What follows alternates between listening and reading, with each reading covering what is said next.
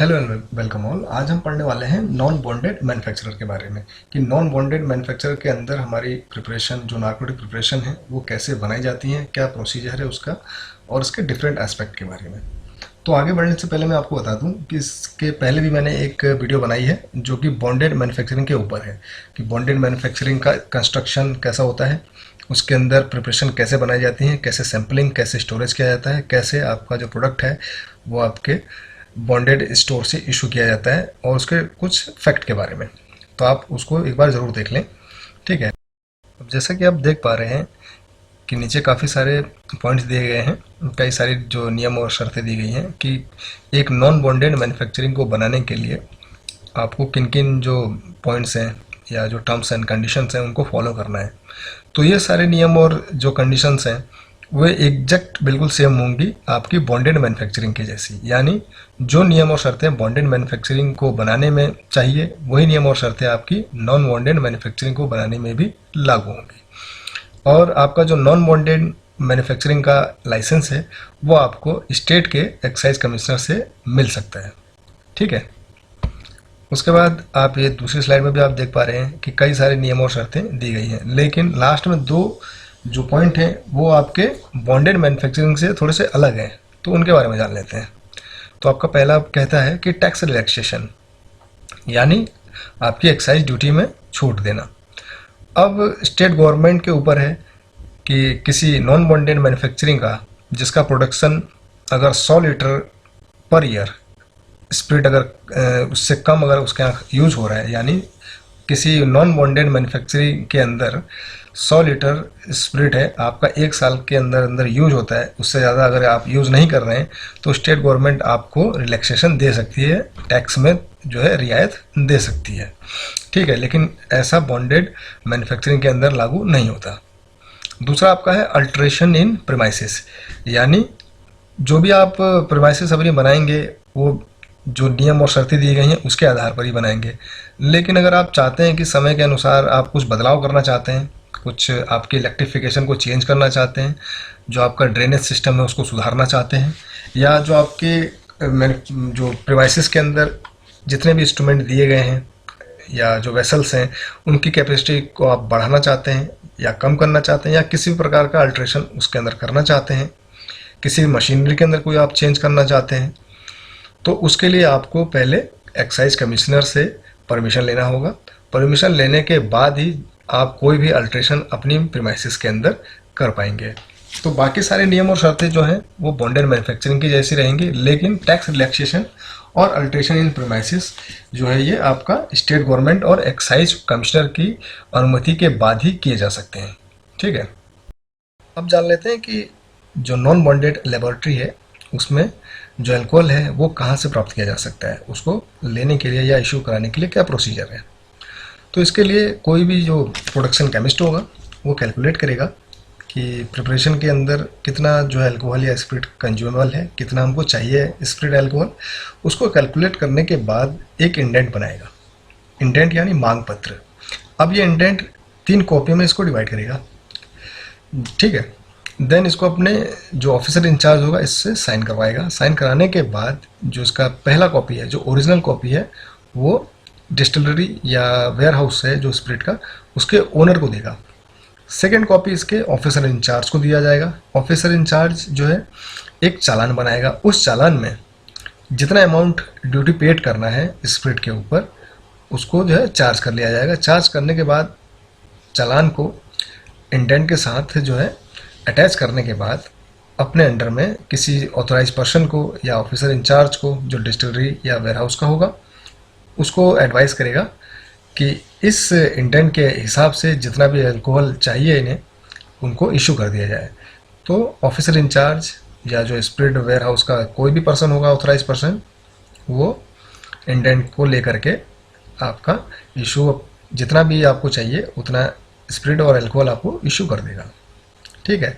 तो सिंपल सी प्रोसेस है कि कोई भी केमिस्ट जो है कैलकुलेट करेगा कि किसी प्रिपरेशन के अंदर स्पिरिट कितना चाहिए, कितनी क्वांटिटी चाहिए। देन उसके बाद उसकी इंडेंट बनाएगा। इंडेंट को भी वो ट्रिपलेट बनाएगा, यानी 3 कॉपी बनाएगा, ठीक है। तो पहली कॉपी भेजेगा स्पिरिट वेयरहाउस या डिस्टिलरी के ओनर को, ठीक है।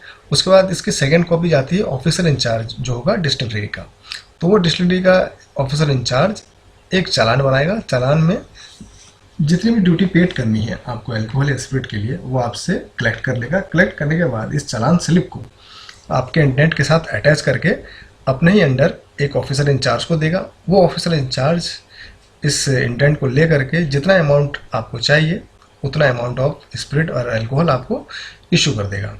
ठीक है। इस इशू अल्कोहल को लेने के बाद आपको जितनी जल्दी हो सके इसको अपने स्टोर या स्पिरिट स्टोर के अंदर जो है इसको रख लेना है। और ध्यान ये रखना है कि जब आप इसको लेकर के आ रहे हो तो इसमें किसी भी प्रकार का नुकसान या किसी प्रकार की कोई क्षति न होने पाए। लाने के बाद इसको अपने जो रजिस्टर बनाया हुआ है अपने स्टोर वेयर हाउस के अंदर या स्पिरिट स्टोर के अंदर तो प्रॉपर इसकी एंट्री कर दी जानी चाहिए। ठीक है। तो इस तरीके से आप जो है स्पिरिट को इशू करा सकते हैं। इशू कराने के बाद इसके अंदर दो कंडीशन है। पहली कंडीशन ये कहती है कि the alcohol purchase can not be resold, यानी जो भी आपने अल्कोहल लिया है, जो भी आपने गवर्नमेंट ऑथोराइज लेबर ये डिस्टिलरी से या वेयरहाउस से जो भी अल्कोहल आपने लिया है, स्पिरिट लिया हुआ है, इसको आप खरीदने के बाद किसी थर्ड पर्सन को नहीं बेचेंगे। ठीक है। और सेकंड आपका जो होगा कोई भी मैन्युफैक्चरिंग प्रोसेस, इसको स्टोर करना, जितना भी आप प्रोसेस आप कर रहे हैं किसी नार्कोटिक को बनाने में, तो वो केवल उसी प्रीमाइसिस के अंदर होगा जिसका आपने लाइसेंस लिया हुआ है। ठीक है। उसके बाद थर्ड पॉइंट ये कहता है कि जो भी आपने प्रोडक्ट बनाया है, जो भी आपने फिनिश प्रोडक्ट को अपने स्टोर में जो है स्टोर किया हुआ है, उस प्रोडक्ट के ऊपर उस प्रोडक्ट का नाम, बैच नंबर, उसका डिस्क्रिप्शन, उसकी क्वालिटी, उसके अंदर जो quantity of alcohol, date of removal of preparation, ये सारी जो जानकारी हैं ये सारी उसके ऊपर मेंशन होनी चाहिए। ठीक है। उसके बाद जितने भी फिनिश प्रोडक्ट हैं आपके फिनिश्ड गुड स्टोर के अंदर रखे जाने चाहिए एक अरेंज मैनर के अंदर। उसके बाद बीच बीच में आपको इसको चेक भी करना है। जो आपने फिनिश प्रोडक्ट बनाया है उसको बीच बीच में उसका इंस्पेक्शन भी करते रहना है कि कहीं उस प्रोडक्ट के अंदर जो अल्कोहल कंटेंट है उसका वॉल्यूम कम तो नहीं हो रहा है। अगर इन केस वॉल्यूम कम होता है तो आपको इमीडिएट अपने एक्साइज ऑफिसर को जो है इसके बारे में सूचना देनी है, उसको इंटीमेशन देना है। अब बात कर लेते हैं सैम्पलिंग के बारे में कि नॉन बॉन्डिंग मैन्युफैक्चरिंग के अंदर सैम्पलिंग कैसे की जाती है। तो जितने भी स्टेप्स हैं, जितने भी ज़रूरी जो स्टेप्स थे हमको मैन्युफैक्चरिंग के अंदर करने में, वो हमने सारे कर लिए हैं। और उसके करने के बाद हमने सारी उसकी एंट्री अपने स्टॉक रजिस्टर के अंदर मेंटेन कर दी है और अपने फाइनल प्रोडक्ट को हमने रेडी कर लिया है कि एक्साइज ऑफिसर आकर के उसमें से सैंपल कलेक्ट कर सकते हैं।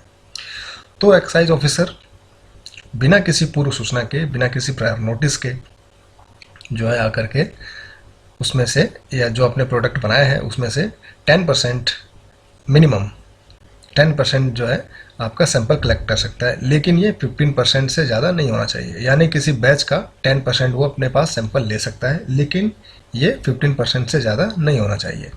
देन एक्साइज ऑफिसर इस लिए हुए सैंपल को दो पार्ट में डिवाइड करता है।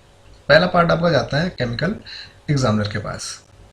देन दूसरा आपका जो पार्ट बचा हुआ है वो एक्साइज ऑफिसर उसको लॉकर के अंदर लॉक एंड की लगा करके सुरक्षित रख लेता है। फिर जैसा कि आपने पहले भी देखा है कि केमिकल एग्जामिनर किसी भी सैंपल को लेकर के उसका केमिकल एनालिसिस करते हैं। एनालिसिस करने के बाद उसकी एक रिपोर्ट जनरेट करेंगे। रिपोर्ट जनरेट करने के बाद फिर इसको एक्साइज ऑफिसर को भेजते हैं। एक्साइज ऑफिसर इसको चेक करने के बाद ये देखता है या उसको ये पता चलता है कि हाँ जो आपने प्रोडक्ट बनाया है वो बिल्कुल सही है, सारे स्टैंडर्ड उसने फॉलो किए हुए हैं, तो देन आप उसके बाद वो पास कर देता है उस प्रोडक्ट को। लेकिन अगर केमिकल एग्जामिनर की अगर रिपोर्ट में ये पाया जाता है कि जो उसके अंदर अल्कोहल कंटेंट है वो प्रिस्क्राइब लिमिट से काफ़ी ज़्यादा है और वो जितने गुना ज़्यादा होगा, यानी जो भी प्रिस्क्राइब लिमिट गवर्नमेंट ने फिक्स की हुई है कि इस प्रिस्क्राइब लिमिट से अगर ज़्यादा कोई भी प्रोडक्ट जाता है तो उसके ऊपर पेनल्टी लगेगी। तो एक्साइज ऑफिसर उसके ऊपर 10 गुना पेनल्टी लगा सकता है और ये पेनल्टी लगभग 2000 रुपये तक हो सकती है। ठीक है।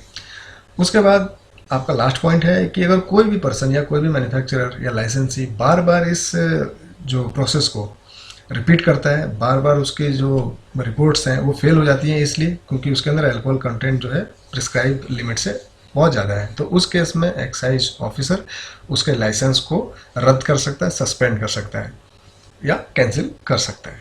ठीक है, तो इस तरीके से जो है नॉन बॉन्डिंग मैन्युफैक्चरिंग के अंदर सैंपल जो है लिए जाते हैं। ठीक है, उसके बाद आपका आता है रिटर्न ऑफ बिजनेस ट्रांजैक्शन, यानी जो भी आपने एक महीने के अंदर जितने भी प्रोडक्ट बनाए हैं उन सभी का लेखा जोखा जो है आपको एक्साइज ऑफिसर के पास जमा करना होता है। और ये सारा लेखा जोखा जो होगा वो हर महीने की 5वीं तारीख तक एक्साइज ऑफिसर के पास पहुंच जाना चाहिए। और जितना भी डाटा होगा वो बिना किसी गलती के होगा, उसके अंदर कोई भी एरर नहीं होना चाहिए, सारा जो भी रिकॉर्ड होगा वो अप टू डेट होगा। ठीक है, उसके बाद आपका सेकंड है कि list of employees working in laboratory. अब कोई भी लाइसेंसी जिसके प्लांट के अंदर जितने भी वर्कर काम कर रहे हैं, जितने भी स्टाफ उसके यहाँ काम कर रहे हैं, तो उन सभी की लिस्ट बना करके वो लाइसेंसी एक्साइज कमिश्नर को देगा कि इतने सारे इतने नंबर जो है एम्प्लॉयज़ हमारी प्लांट के अंदर काम करते हैं। देन उसके बाद एक्साइज ऑफिसर जो है उसको उसी को परमिट करेगा जिसका नाम उस लिस्ट के अंदर होगा। कोई भी अनऑथराइज पर्सन बिना किसी अनुमति के वो लेबोरेटरी के अंदर जो है वर्क नहीं कर सकता, एंटर नहीं कर सकता। ठीक है, उसके बाद अगर आपने इस लिस्ट के अंदर कोई भी चेंज किया है या किसी वर्कर को या किसी स्टाफ को आपने जो है बदला है, उसके काम में अगर कोई हमने चेंज किया हुआ है या किसी नए ऑफिसर को या स्टाफ को हमने अपॉइंट किया हुआ है, तो उसकी सूचना भी जितनी जल्दी हो सके अपने एक्साइज कमिश्नर को दी जाएगी। ठीक है, उसके बाद आपका लास्ट आ जाता है इंस्पेक्शन। इंस्पेक्शन या फिर उसका जो है आपका निरीक्षण करना। अब कोई भी एक्साइज कमिश्नर किसी भी स्टेट का वो फ्री है अपने स्टेट के अंदर जितनी भी नॉन बॉन्डिंग मैन्युफैक्चरिंग साइट है वहाँ पर जा करके उसका इंस्पेक्शन कर सकता है। ठीक है, जितने भी वर्किंग डे है वो उसके लिए फ्री है कि वो किसी भी वर्किंग डे के अंदर आकर के नॉन बॉन्डिंग जो मैन्युफैक्चरिंग साइट है या मैन्युफैक्चरिंग प्लांट है उसका निरीक्षण इंस्पेक्शन कर सकता है। ठीक है, अब इस एक्साइज कमिश्नर के साथ कम से कम एक पर्सन या एक व्यक्ति ऐसा होगा जो कि उस एरिया का भू राजस्व विभाग का कोई पर्सन हो सकता है, भू राजस्व या लैंड रेवेन्यू ऑफिसर हो सकता है, कोई भी मेडिकल या पब्लिक हेल्थ डिपार्टमेंट का एक पर्सन हो सकता है। ठीक है, या कोई ऐसा पर्सन जिसे लॉ के बारे में या कानून के बारे में मालूमात है, वो पर्सन एक्साइज कमिश्नर के साथ किसी भी लेबोरेटरी का इंस्पेक्शन कर सकता है। ठीक है, और कोई भी एक्साइज कमिश्नर अपने स्टेट की किसी भी नॉन बॉन्डेड लेबोरेटरी का महीने में एक बार कम से कम जो है इंस्पेक्शन करेगा। ठीक है, तो इस तरीके से आपने जान लिया कि जो भी आपका लेखा जोखा है आपके नॉन बॉन्डिंग मैन्युफैक्चरिंग के अंदर जो भी प्रोडक्ट बन रहे हैं उनका लेखा जोखा आपको महीने की 5 तारीख तक अपने एक्साइज ऑफिसर को सबमिट करना होगा। जो भी आपके कंपनी के अंदर स्टाफ आपका वर्किंग जो पर्सनल्स हैं काम कर रहे हैं तो उनका नाम, उनका पता, उनका नेम लिस्ट आपको एक्साइज कमिश्नर को देनी होगी। इस लिस्ट के अंदर आप कोई भी चेंज करते हैं तो उसके बारे में आपको एक्साइज कमिश्नर को इमीडिएट इन्फॉर्म करना होगा। और कोई भी एक्साइज कमिश्नर अपने एरिया में किसी भी नॉन बॉन्डेड मैन्युफैक्चरिंग साइट को इंस्पेक्ट कर सकता है किसी भी वर्किंग डे में, और उसके साथ एक पर्सन गवर्नमेंट का होगा जो कि लैंड रेवेन्यू का ऑफिसर हो सकता है, किसी मेडिकल और हेल्थ डिपार्टमेंट का पर्सन हो सकता है, या कोई ऐसा पर्सन जिसको कानून के बारे में अगर जानकारी है तो वो उसके साथ किसी भी मैन्युफैक्चरिंग साइट का जो है इंस्पेक्शन कर सकता है। और ये इंस्पेक्शन जो है नॉन बॉन्डिंग मैन्युफैक्चरिंग का इंस्पेक्शन है महीने में कम से कम एक बार किया जरूर जाना चाहिए, मतलब एक बार कम से कम महीने में उसको किया जरूर जाना चाहिए। ठीक है, तो ये आपका टोटल हो गया नॉन बॉन्डिंग मैन्युफैक्चरिंग के अंदर आपकी मैन्युफैक्चरिंग कैसे करनी है, सैम्पलिंग कैसे करनी है, स्टोरेज कैसे करना है, और इसके थोड़े डिफरेंट जो एस्पेक्ट्स हैं उसके बारे में हमने जान लिया है। तो उसके बाद जो नेक्स्ट लेक्चर होगा उसके अंदर हम बात करेंगे बॉन्डेड और नॉन बॉन्डेड के बीच में क्या बेसिक डिफरेंट है। ठीक है, तब तक के लिए गुड बाय।